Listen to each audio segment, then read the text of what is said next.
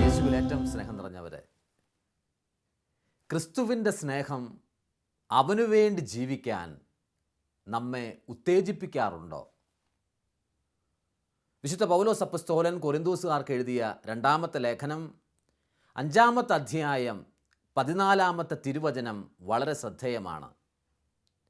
വചനം പറയുന്നത് ഇങ്ങനെയാണ്: ഒരുവൻ എല്ലാവർക്കും വേണ്ടി മരിച്ചുവെന്നും അതിനാൽ എല്ലാവരും മരിച്ചുവെന്നും എനിക്ക് ബോധ്യമുള്ളതിനാൽ ക്രിസ്തുവിൻ്റെ സ്നേഹം എന്നെ ഉത്തേജിപ്പിക്കുന്നു. തുടർന്ന് വചനം പറയുന്നത് ഇങ്ങനെയാണ്: അതുകൊണ്ട് ജീവിക്കുന്നവർ ഇനിയും തങ്ങൾക്കു വേണ്ടി മാത്രം ജീവിക്കാതെ തങ്ങളെ പ്രതി മരിക്കുകയും ഉത്ഥാനം ചെയ്യുകയും ചെയ്ത യേശുവിന് വേണ്ടി ജീവിക്കണം എന്ന്. ഈ രണ്ട് വാചകങ്ങളെ നമുക്ക് രണ്ട് കൊച്ചു പദങ്ങളിൽ മനസ്സിലാക്കാൻ കഴിയും. എന്ന് വച്ചാൽ, ക്രിസ്തു എല്ലാവർക്കും വേണ്ടി, എല്ലാവരും ക്രിസ്തുവിന് വേണ്ടി. ക്രിസ്തു എല്ലാവർക്കും വേണ്ടി, എല്ലാവരും ക്രിസ്തുവിന് വേണ്ടി. എന്തുകൊണ്ടാണ് ക്രിസ്തു എല്ലാവർക്കും വേണ്ടി എന്ന് പറയുന്നത്? വചനം പറയുന്നത് എങ്ങനെയാണ്? ഒരുവൻ എല്ലാവർക്കും വേണ്ടി മരിച്ചു. ആളുടെ പേര് പോലും പറയുന്നില്ല. കാരണം യേശുവല്ലാതെ മറ്റൊരു മനുഷ്യനും എല്ലാവർക്കും വേണ്ടി മരിച്ചിട്ടില്ല. കാരണം യേശുവാണ് എല്ലാവർക്കും വേണ്ടി ജനിച്ചത്. എല്ലാവർക്കും വേണ്ടി ജനിച്ചവനെ എല്ലാവർക്കും വേണ്ടി മരിക്കാനും കഴിയും. ഗാന്ധി എല്ലാവർക്കും വേണ്ടി മരിച്ചിട്ടുണ്ടോ? ഇല്ല. നെൽസൺ മണ്ടേല എല്ലാവർക്കും വേണ്ടി മരിച്ചിട്ടുണ്ടോ? ജോൺ എഫ് കെന്നഡി എല്ലാവർക്കും വേണ്ടി മരിച്ചിട്ടുണ്ടോ? എന്തിന്? ജോൺ പോൾ രണ്ടാമൻ മാർപ്പാപ്പ എല്ലാവർക്കും വേണ്ടി മരിച്ചിട്ടുണ്ടോ? ഇല്ല. എല്ലാവർക്കും വേണ്ടി മരിക്കാൻ അവർക്ക് പറ്റില്ല. വേറെ വഴിയില്ലാതെ പോയതുകൊണ്ട് മരിച്ചു പോയതാണ്. ജീവിക്കാൻ പലവിധത്തിൽ ശ്രമിച്ചു, എന്നിട്ടും മരിച്ചു പോയതാണ്. എന്നാൽ യേശുവാകട്ടെ ജനിച്ചത് തന്നെ മരിക്കാൻ വേണ്ടിയിട്ടാണ്. ജനിച്ചത് തന്നെ മനുഷ്യ സമൂഹത്തിൻ്റെ വീണ്ടെടുപ്പ് തൻ്റെ കുരിശുമരണത്തിലോ സാധ്യമാക്കാൻ വേണ്ടിയിട്ടാണ്. യേശു എല്ലാവർക്കും വേണ്ടി ജനിച്ചു, അതുകൊണ്ട് അവൻ എല്ലാവർക്കും വേണ്ടി മരിക്കുന്നു. സഹോദരങ്ങളെ, അതുകൊണ്ടാണ് ലൂക്കായുടെ സുവിശേഷം 2-ാമത്തെ അധ്യായത്തിൽ നമ്മൾ വായിക്കുന്നത് 12 മുതലുള്ള വാക്യങ്ങളിലാണ് കാണുന്നത്. യേശു ജനിച്ച മാത്രയിൽ തന്നെ ആട്ടിടയന്മാർക്ക് ദൂതൻ സന്ദേശം കൊടുക്കുകയാണ്. എന്താണ്? ഇതാ, ദാവീദിൻ്റെ പട്ടണത്തിൽ സകലരുടെയും രക്ഷയ്ക്ക് വേണ്ടി ഒരാൾ ജനിച്ചിരിക്കുന്നു, ഒരു രക്ഷകൻ ജനിച്ചിരിക്കുന്നു, കർത്താവായ ക്രിസ്തു ജനിച്ചിരിക്കുന്നു. ഇത് പറയുന്ന നേരത്ത് അത്ഭുതകരമായ ഒരു വ്യൂഹം കൂടി അവരോട് ചേർന്നു. മാലാഖമാരുടെ ഒരു വ്യൂഹം കൂടി ചേർന്നു. അവർ വിളിച്ചു പറയാൻ തുടങ്ങി: അത്യുന്നതങ്ങളിൽ ദൈവത്തിന് മഹത്വം, ഭൂമിയിൽ സന്മനസ്സുള്ളവർക്ക് സമാധാനമെന്ന്. എന്ന് പറഞ്ഞാൽ, ഇപ്പോഴത്തെ നമ്മളുടെ ഭാഷയിൽ പറഞ്ഞാൽ വലിയൊരു പ്രൈസ് ആൻഡ് വർഷിപ്പിൻ്റെ സഹായത്തോട് കൂടിയിട്ടാണ് ആട്ടിടയന്മാർക്ക് ഈ മെസ്സേജ് കൊടുക്കുന്നത്. ആരാണ് ഈ ആട്ടിടയന്മാർ?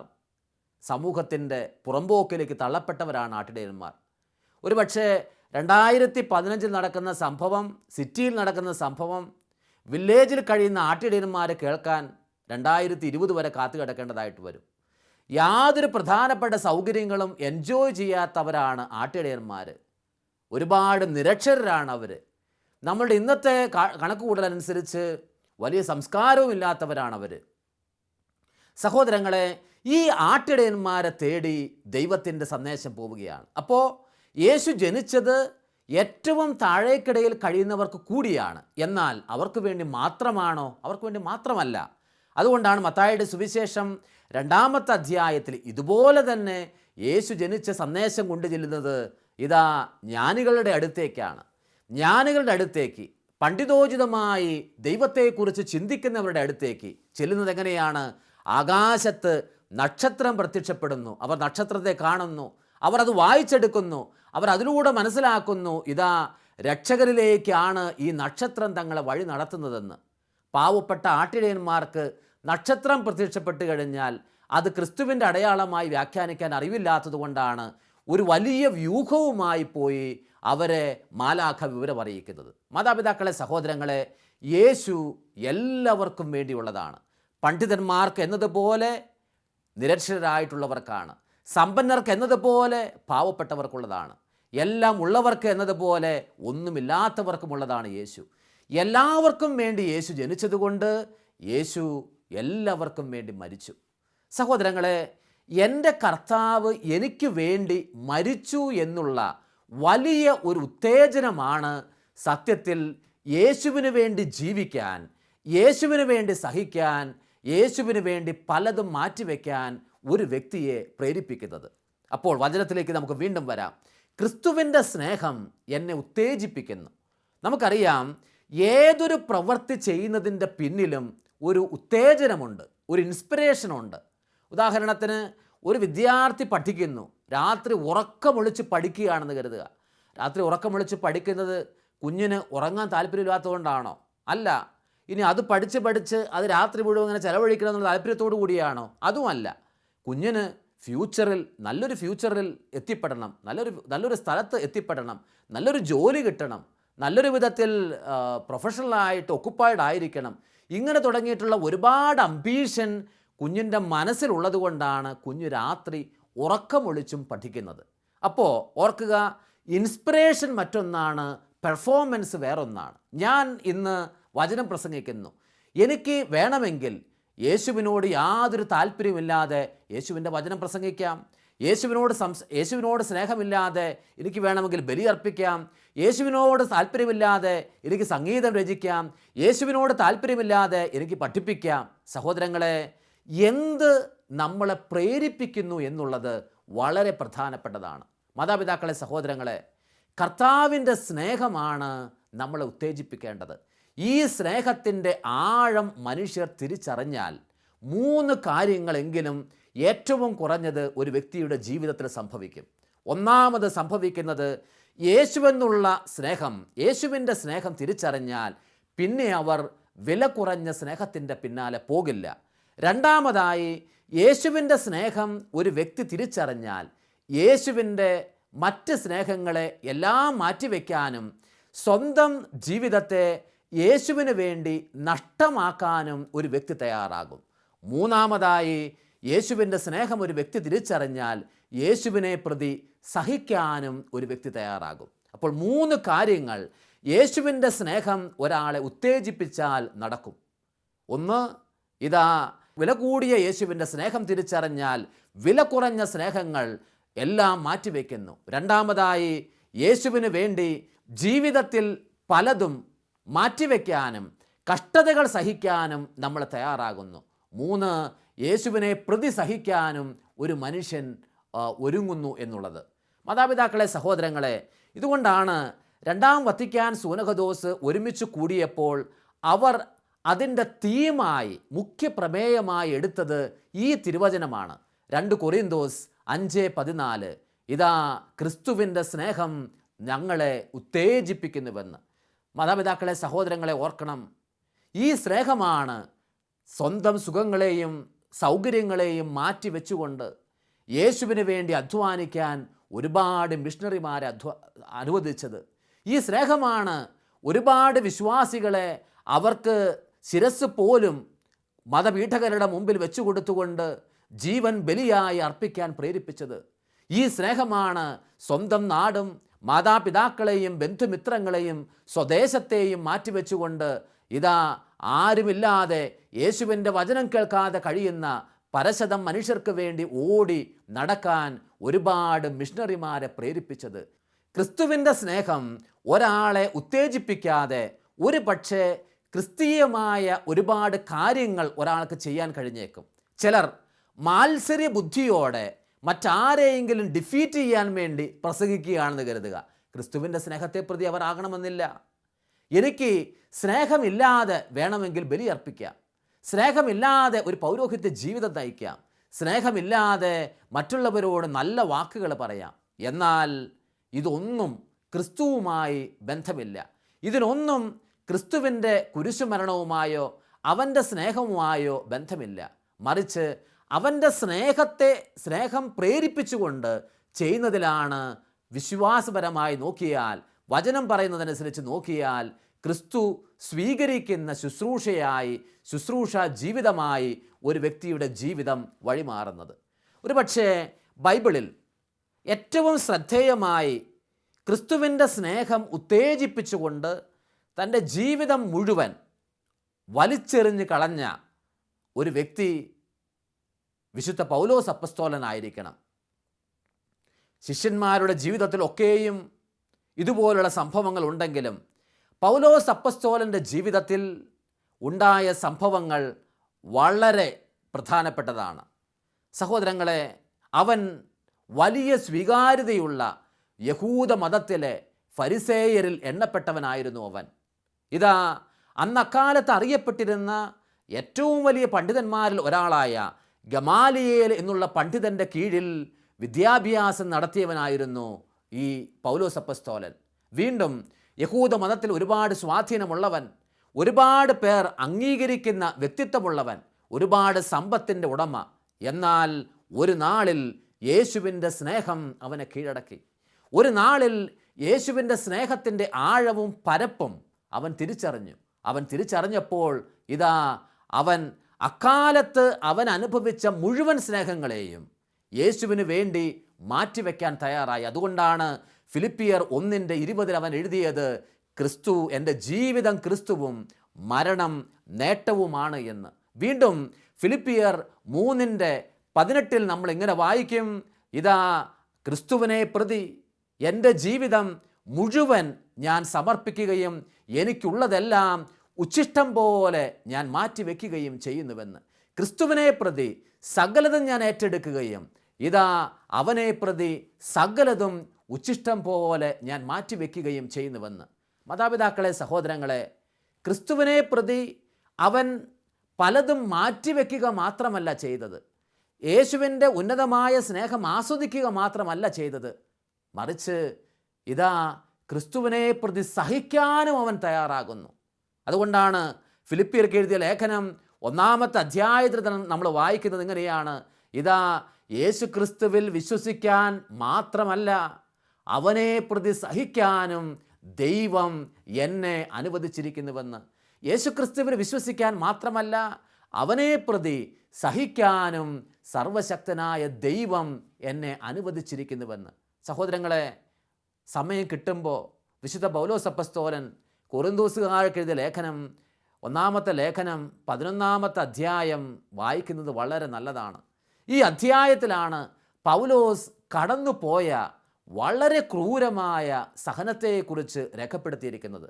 അപ്പസ്തോലൻ്റെ സഹനം എന്നുള്ള ടൈറ്റിലിൻ്റെ കീഴിൽ പൗലോസ് അപ്പസ്തോലൻ കടന്നുപോയ സഹനങ്ങളെക്കുറിച്ച് പറയുകയാണ്. പൗലോസ് പറയുന്നത് ഇങ്ങനെയാണ്, വളരെ കൂടുതൽ ഞാൻ അധ്വാനിച്ചു, വളരെ കൂടുതൽ ഞാൻ കാരാഗ്രഹ വാസം അനുഷ്ഠിച്ചു, യഹൂദരുടെ കൈകളിൽ 5 പ്രാവശ്യം ഞാൻ അകപ്പെട്ടു, 1 കുറയെ 40 അടി വീതം ഞാൻ കൊണ്ടു, കപ്പൽ അപകടത്തിൽ ഞാൻ പെട്ടു, ഒരു രാത്രിയും പകലും ഞാൻ കടലിൽ ഒഴുകി നടന്നു, മറ്റെല്ലാവരാലും ഞാൻ തഴയപ്പെട്ടു, ഇതാ, വിജാതീയരാലും പീഡിതരാലും ഞാൻ ഏറെ ക്ലേശിക്കപ്പെട്ടു, സഭകളെക്കുറിച്ചുള്ള വേദന കൊണ്ട് ഞാൻ ഒരുപാട് നിലവിളിച്ചു. മാതാപിതാക്കളെ, സഹോദരങ്ങളെ, എന്തിനു വേണ്ടി പൗലോസ് അപ്പസ്തോലൻ ഇത്രയധികം സഹനങ്ങളിലൂടെ കടന്നുപോയി? ഒരുപാട് സ്വീകാര്യമായൊരു ജീവിതം അവൻ ഉണ്ടായിരുന്നിട്ട്, വലിയൊരു പരീശനായിരുന്നിട്ട്, അംഗീകൃതമാകുന്ന വിധത്തിൽ ഒരു വലിയ പണ്ഡിതനായി മുന്നേറാൻ അവന് കഴിയുമായിരുന്നിട്ട്, എന്തിന് പൗലോസ് സകലതും ഉച്ഛിഷ്ടം പോലെ മാറ്റിവെച്ചു? കാരണം ഒന്നേ ഉള്ളൂ, ക്രിസ്തുവിൻ്റെ സ്നേഹം അവനെ നിർബന്ധിച്ചു. ക്രിസ്തുവിൻ്റെ സ്നേഹം അവനെ കീഴടക്കി. ക്രിസ്തുവിൻ്റെ സ്നേഹം ഒരു വ്യക്തിയെ കീഴടക്കാതെ, മാതാപിതാക്കളെ, സഹോദരങ്ങളെ, അവന് വേണ്ടി ജീവിക്കാൻ കഴിയില്ല.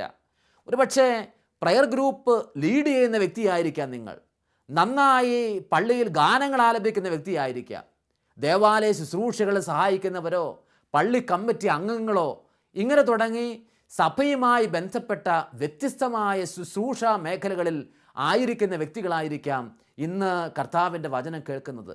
സഹോദരങ്ങളെ, യേശുവിൻ്റെ സ്നേഹം നിർബന്ധിക്കാതെ ആണ് നാം ഇത് ചെയ്തതെങ്കിൽ ഫലശൂന്യമാണ് നമ്മളുടെ മുഴുവൻ അധ്വാനവും.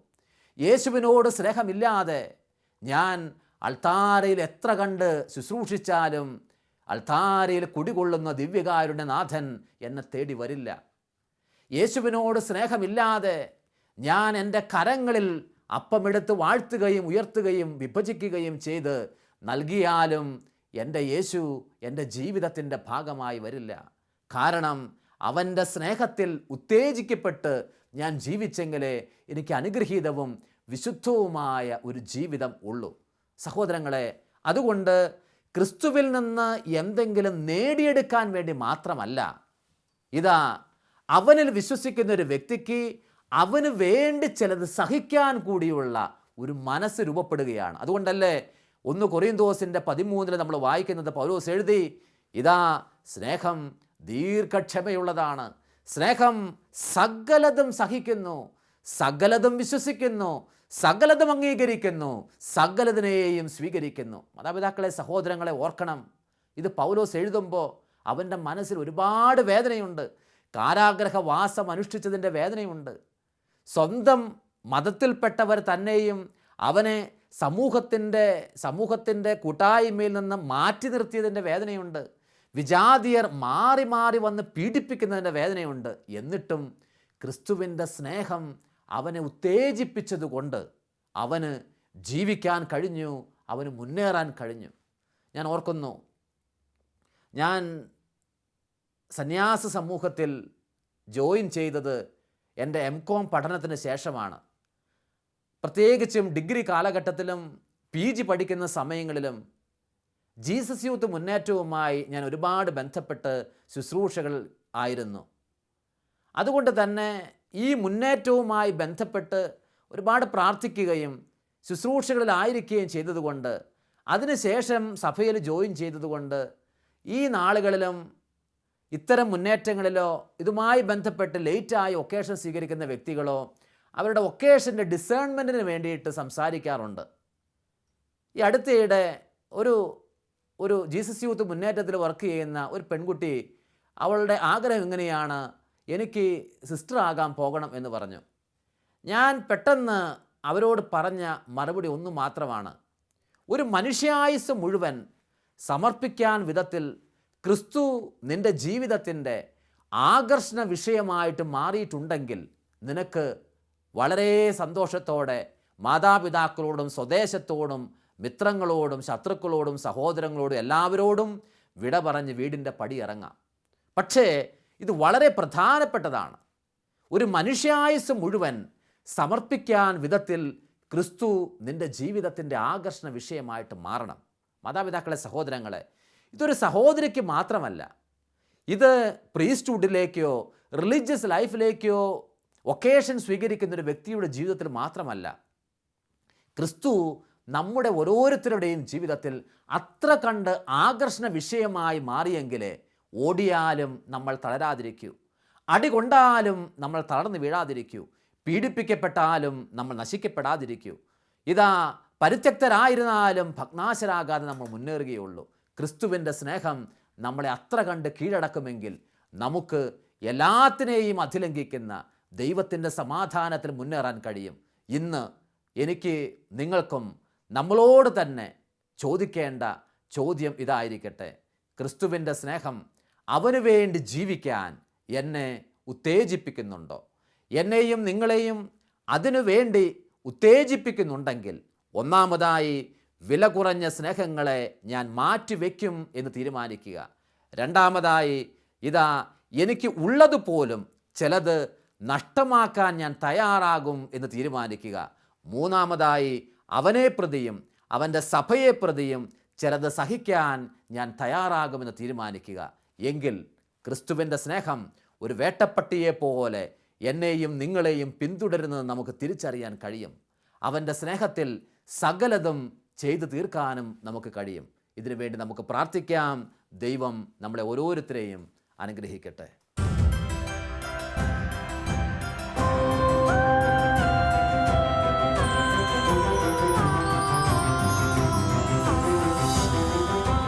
ഉപാസന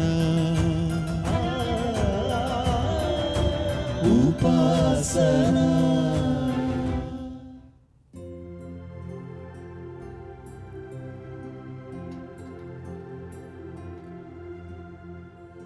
പരിശുദ്ധ പരമമാ ദിവ്യകാരുണ്യമേ, എന്നുമെന്നും അങ്ങേക്കാരാധന. പരിശുദ്ധ പരമമാ ദിവ്യകാരുണ്യമേ, എന്നുമെന്നും അങ്ങേക്കാരാധന. പരിശുദ്ധ പരമമാ ദിവ്യകാരുണ്യമേ, എന്നുമെന്നും അങ്ങേക്കാരാധന.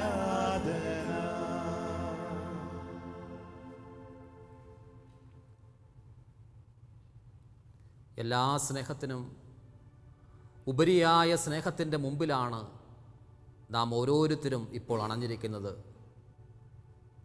ഇതിനേക്കാൾ വലിയ സ്നേഹമില്ല. നീതിമാന്മാർക്ക് വേണ്ടി ഒരുപക്ഷെ ആരെങ്കിലും മരിച്ചു എന്ന് വന്നേക്കാം. എന്നാൽ നമ്മൾ പാപികളായിരിക്കെ, നമ്മൾ പരിമിതികളുള്ളവരായിരിക്കെ, നമുക്ക് വേണ്ടി പൂർണ്ണനായ കർത്താവ് പാപഭാരം മുഴുവൻ ഏറ്റെടുത്തു, നമ്മെ വിശുദ്ധീകരിച്ചു. അതുകൊണ്ടാണ് യേശു സ്നേഹിച്ച ശിഷ്യനായ യോഹന്നാൻ ഇങ്ങനെ വിളിച്ചു പറഞ്ഞത്, ഓ കണ്ടാലും എത്ര വലിയ സ്നേഹമാണ് ദൈവം നമ്മോട് കാണിച്ചത്. നാം ദൈവമക്കളെന്ന് വിളിക്കപ്പെടുന്നു, നാം അങ്ങനെയാണ് താനും. ഓ ദിവ്യകാരുണ്യ യേശുവേ, നിൻ്റെ മുമ്പിൽ അണഞ്ഞിരിക്കുന്ന ഞങ്ങളെ ഓരോരുത്തരെയും ഇന്നേ വരെ അനുഭവിച്ചിട്ടില്ലാത്ത നിൻ്റെ സ്നേഹം കൊണ്ട് സമ്പന്നമാക്കണമേ എന്ന് നമുക്ക് പ്രാർത്ഥിക്കാം. ലോകത്തിലെ ഒരുപാട് സ്നേഹങ്ങളുടെ പിന്നാലെ പോയിട്ടുള്ള വ്യക്തികളാണ് ഞങ്ങൾ. എങ്കിലും ഒരു സ്നേഹത്തിനും ഞങ്ങളുടെ ഉള്ളിലെ ശൂന്യതയെ പൂർത്തിയാക്കുവാൻ കഴിയുകയില്ല എന്ന് ഞങ്ങൾ അറിയുന്നു. അതേ കർത്താവേ, അതുകൊണ്ടല്ലേ സങ്കീർത്തകൻ എഴുതി വെച്ചത്, ദൈവത്തിൻ്റെ സ്നേഹത്തെ നിങ്ങൾ രുചിച്ചറിയണം, നിങ്ങൾ അനുഭവിച്ചറിയണം, നിങ്ങൾ ആസ്വദിച്ചറിയണം. അതെ, തേനിനേക്കാൾ മധുരമുള്ളതാണ് എൻ്റെ കർത്താവിൻ്റെ സ്നേഹം. 10,000-ങ്ങളേക്കാൾ സുന്ദരനാണ് എൻ്റെ കർത്താവ്. ഒരാൾക്കും തിരിച്ചറിയാൻ കഴിയാത്ത വിധത്തിൽ മനോഹരമാണ് എൻ്റെ ദൈവത്തിൻ്റെ സ്നേഹം. ഞങ്ങളുടെ ഹൃദയങ്ങളെ കീഴടക്കുന്ന സ്നേഹമേ, ജനസഹസ്രങ്ങളെ മുഴുവൻ ചേർത്ത് പിടിക്കുന്ന സ്നേഹമേ, ചുങ്കക്കാരനെയും പാപിയെയും വിശുദ്ധനെയും ഒരുപോലെ ചേർത്ത് പിടിക്കുന്ന സ്നേഹമേ, പാപങ്ങൾ മായ്ച്ചു കളയുന്ന സ്നേഹമേ, നിന്റെ അനന്തമായ കാരുണ്യത്താൽ ഇന്ന് ഈ ആരാധനയിൽ പങ്കുപറ്റുന്ന ഞങ്ങളെ എല്ലാവരെയും നിന്റെ സ്നേഹത്താൽ പൂരിതമാക്കുന്നതിന് വേണ്ടി ഞങ്ങൾ പ്രാർത്ഥിക്കുന്നു. ഞങ്ങളെ നീ ഏറ്റെടുക്കണമേ.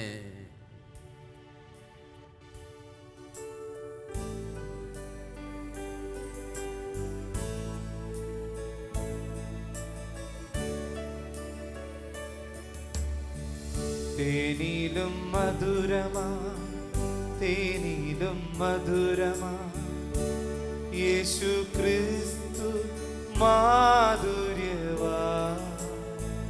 രുചിച്ചു നോക്കി ഞാൻ കർത്തൻ കൃപകളെ, യേശു ക്രിസ്തു മാധുര്യവാ. തേനിലും മധുരമാ, തേനിലും മധുരമാ യേശു ക്രിസ്തു മാധുര്യവാ. രുചിച്ചു നോക്കി ഞാൻ കർത്തൻ കൃപകളെ, യേശു ക്രിസ്തു മാധുര്യവാ. ആരാധന ആരാധന ആരാധന ആരാധന ആരാധന ആരാധന ആരാധന ആരാധന. ഇരു കരങ്ങളും ദിവ്യകാരുണ്യ യേശുവിൻ്റെ മുമ്പിലേക്ക് ഉയർത്തിക്കൊണ്ട് നമുക്ക് പറയാം, ഓ ദിവ്യകാരുണ്യ യേശുവേ, വില കുറഞ്ഞ സ്നേഹങ്ങളുടെ പിന്നാലെയും വില കുറഞ്ഞ ബന്ധങ്ങളുടെ പിന്നാലെയും പോയിരിക്കുന്ന വ്യക്തികളാണ് ഞങ്ങൾ. ഇന്ന് ഞങ്ങൾ അറിയുന്നു ഏറ്റവും അമൂല്യമായ സ്നേഹം കർത്താവിൻ്റെ സ്നേഹമാണെന്ന്. ഏറ്റവും വിശുദ്ധമായ സ്നേഹം ഞങ്ങളുടെ കർത്താവിൻ്റെ സ്നേഹമാണെന്ന്. ഒരിക്കലും മുറിയാത്ത ബന്ധം ഞങ്ങളുടെ കർത്താവിൻ്റെ ബന്ധമാണെന്ന്. ഒരിക്കലും കൈവിടാത്ത കരുണ ഞങ്ങളുടെ കർത്താവിൻ്റെ കരുണയാണെന്ന്. ഓ ദിവ്യകാരുണ്യ യേശുവേ, വില കുറഞ്ഞ ബന്ധങ്ങളുടെ പിന്നാലെ പോയ ഞങ്ങളെ വീണ്ടെടുക്കുവാൻ നിന്റെ വലിയ ശക്തി, ദിവ്യകാരുണ്യ ശക്തി ഞങ്ങളുടെ മേൽ വർഷിക്കപ്പെടുന്നതിനെ ഓർത്തുകൊണ്ട് ഒരു സമൂഹമായി ഞങ്ങൾ നിനക്ക് ആരാധനയും സ്തുതിയും അർപ്പിക്കട്ടെ. ആരാധന ആരാധന ആരാധന ആരാധന ആരാധന ആരാധന ആരാധന ആരാധന. അതെ, ഈ സ്നേഹം തിരിച്ചറിഞ്ഞപ്പോഴാണ് സ്വന്തം ജീവിതവും സ്വന്തം സാധ്യതകൾ പോലും വേണ്ടെന്ന് വെച്ചുകൊണ്ട് ജീവിതത്തിലെ സമ്പന്നമാകുന്ന സകല കാര്യങ്ങളെയും ഉച്ഛിഷ്ടം പോലെ തള്ളിക്കളഞ്ഞ് കർത്താവിന് വേണ്ടി മിഷണറിമാർ ജീവിതത്തെ ത്യജിച്ചത്, ജീവിതം വിട്ടുകൊടുത്തത്. കർത്താവെ, ഞങ്ങൾ അറിയുന്നു നിന്റെ സ്നേഹത്തിൻ്റെ ചുഴിയിൽ അകപ്പെട്ടാൽ ഞങ്ങൾക്ക് ആർക്കും മോചനമില്ല. നിന്റെ സ്നേഹം ഞങ്ങളെ ആഞ്ഞു പുലുകിയാൽ മറ്റൊരു സ്നേഹത്തിൻ്റെ പിന്നാലെയും ഞങ്ങൾക്ക് പോകേണ്ടതായിട്ട് വരില്ല. ഓ ദിവ്യകാരുണ്യ കർത്താവേ, ലോകത്തിലെ ഒരുപാട് സ്നേഹങ്ങളുടെ പിന്നാലെ പോയി ശിഥിലമാകുന്ന എല്ലാ യുവതി യുവാക്കളെയും കുഞ്ഞുങ്ങളെയും അങ്ങയുടെ കരങ്ങളിലേക്ക് ഞങ്ങൾ തരുന്നു. യൂണിവേഴ്സിറ്റി ക്യാമ്പസുകളിൽ, കോളേജ് ക്യാമ്പസുകളിൽ, സ്വകാര്യമായ ഇടങ്ങളിൽ ലോകത്തിൻ്റെ സ്നേഹത്തിൻ്റെ പിന്നാലെയും ഹൃദയം ശൂന്യമായി കിടക്കുന്ന അവസ്ഥയിൽ നിന്ന് മോചനം നേടുവാൻ വില കുറഞ്ഞ ബന്ധങ്ങളുടെ പിന്നാലെയും പോകുന്ന എല്ലാ ജീവിതങ്ങളെയും ഇപ്പോൾ രൂപാന്തരപ്പെടുത്തണമെന്ന് പ്രാർത്ഥിച്ചുകൊണ്ട് ഞങ്ങൾ ഒന്ന് ചേർന്ന് ഞങ്ങൾ അങ്ങേക്ക് ആരാധനയും സ്തുതിയും അർപ്പിക്കട്ടെ. ആരാധന ആരാധന ആരാധന ആരാധന ആരാധന ആരാധന ആരാധന ആരാധന. ദിവ്യകാരുണ്യ യേശുവേ, ഈ സമയം ഈ ശുശ്രൂഷയിൽ പങ്കുപറ്റുന്ന എല്ലാ ദൈവമക്കളെയും അങ്ങയുടെ മുമ്പിലേക്ക് ഞങ്ങൾ ചേർത്ത് പിടിക്കുന്നു. മക്കൾ കൈമോശം വന്നു പോയതിനെ ഓർത്ത് വേദനിക്കുന്ന മാതാപിതാക്കളെ ഞങ്ങൾ അങ്ങയുടെ മുമ്പിൽ അർപ്പിക്കുന്നു.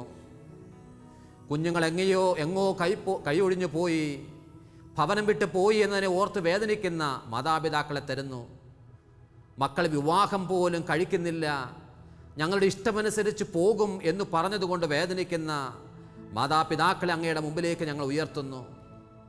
വിശുദ്ധമായി മക്കളെ വളർത്തിയിട്ടും ഇന്ന് അശുദ്ധിയിലേക്ക് അവർ നടന്നു നീങ്ങുന്നത് കാണുമ്പോൾ മാറിയിരുന്ന് നിലവിളിക്കുകയും വിഷമിക്കുകയും ചെയ്യുന്ന മാതാപിതാക്കളുടെ വേദനയും ദുഃഖവും ദിവ്യകാരുണ്യ യേശുവേ അങ്ങയുടെ മുമ്പിലേക്ക് ഞങ്ങൾ ഉയർത്തുന്നു. നിന്റെ സ്നേഹം തെനിനേക്കാൾ മധുരമാണെന്ന്, നിന്റെ സ്നേഹത്തിൻ്റെ ആഴവും പരപ്പും എത്രയോ വിശാലമാണെന്ന് തിരിച്ചറിയുവാൻ നിന്റെ മക്കളെ കർത്താവെ നീ പ്രാപ്തമാക്കണമേ എന്ന് ഞങ്ങൾ പ്രാർത്ഥിക്കുന്നു. ഹൃദയങ്ങളെ ഉണർത്തണമേ, മനസ്സുകളെ ഉണർത്തണമേ, തകർന്ന ബന്ധങ്ങളെ കൂട്ടിയിണക്കണമേ, വഴിപിഴച്ചുപോയ ജീവിത സാഹചര്യങ്ങളെ ദിവ്യകാരുണ്യ യേശുവേ നിന്റെ ശക്തിയാൽ ആകർഷിക്കണമേ എന്ന് ഞങ്ങൾ പ്രാർത്ഥിക്കുന്നു.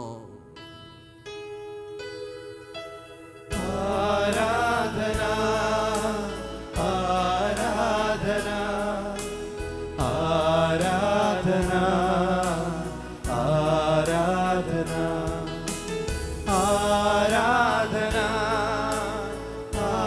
ആരാധന ആരാധന ആരാധന.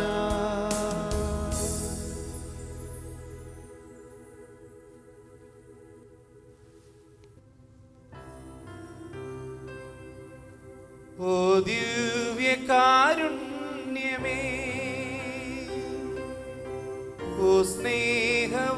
വാത്സല്യമേ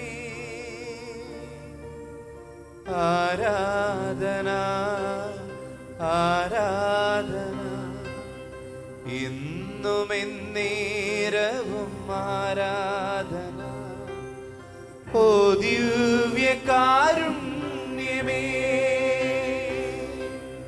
ഓ സ്നേഹവാത്സല്യമേ